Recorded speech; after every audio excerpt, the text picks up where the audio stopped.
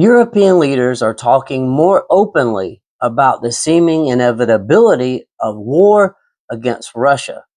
Now, who is pushing this and why is it happening? Southern Realism suggests that political crises like this emerge from the interaction of distinct interests and expanding institutional powers. And Europe today offers a very clear example of that dynamic, now threatening the continent with death and destruction.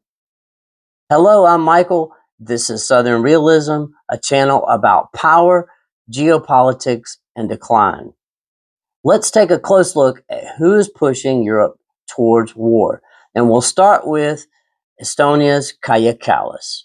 Now, she's the Vice President of the European Commission and the High Representative of the EU abroad, making her the highest diplomat in the European Union.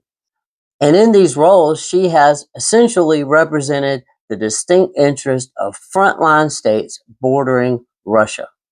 Now, these are small border states with historical grievances against Russia left over from the Soviet era, and they naturally view security threats differently than countries like Spain, for example, which is far away from Russia and doesn't perceive the same threat level.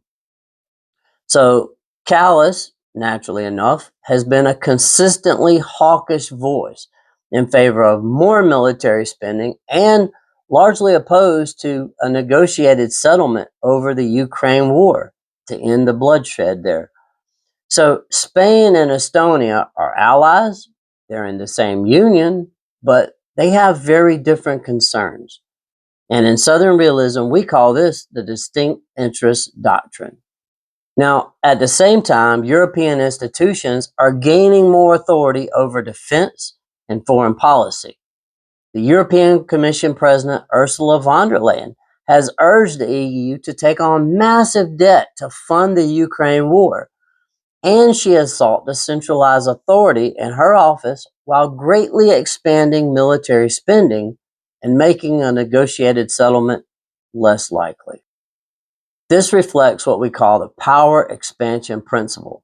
That's the tendency of these political institutions, like the European Commission, to expand their authority, especially during times of crisis.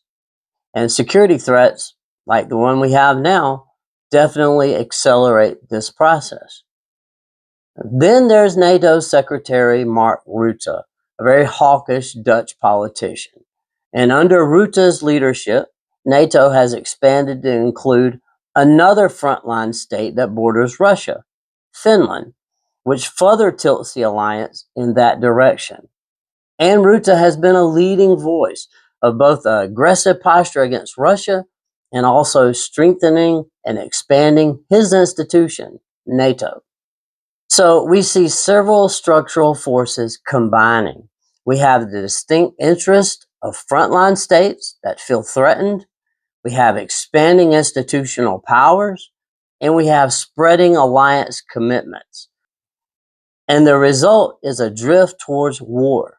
Now, yes, there are hawkish politicians out there like Kallas and von der Leyen and Rutte pushing Europe towards war, but behind these politicians are structural forces that are making confrontation increasingly likely.